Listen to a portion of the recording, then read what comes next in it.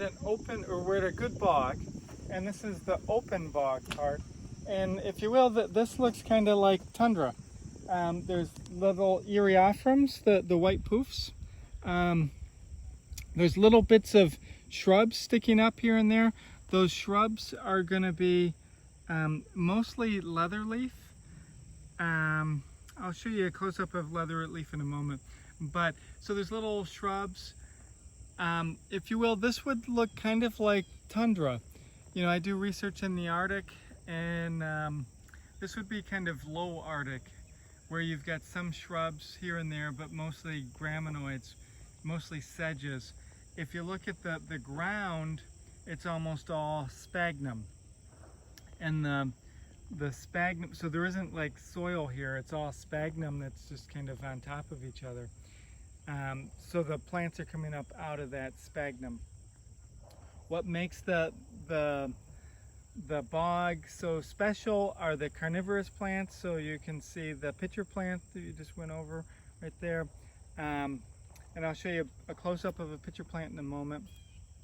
So it's got these carnivorous plants. Another like high impact plant that people often talk about are the eriophyrum. A lot of people really like the poofs for an eriophyrum. So if you go to like a neat natural area, oftentimes they'll highlight if they've got a bog, and if they have a bog, then they'll often say, oh, this one has pitcher plants or Sarracenia, or it has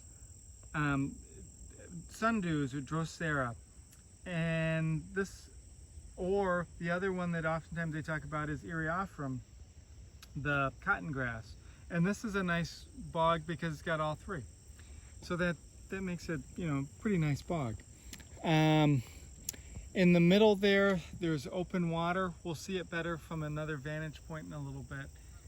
And then if we look around, you can see where this is a lake. And you can see kind of the lake edge where the trees are.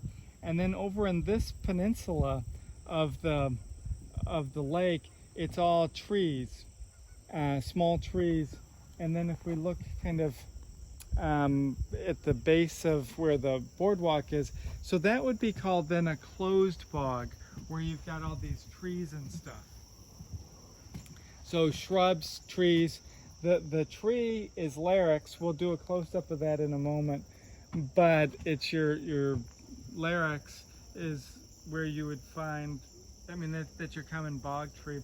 And then there's also some, another shrub that's a common one is poison sumac, Toxicodendron vernix, which is quite allergic. But then, so there's this transition zone between the closed bog and the open bog, and that's going to be dominated by cladium, which we'll do a close-up of those in a moment.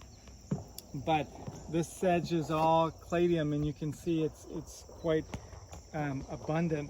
And then there's a shrub here. This is leatherleaf.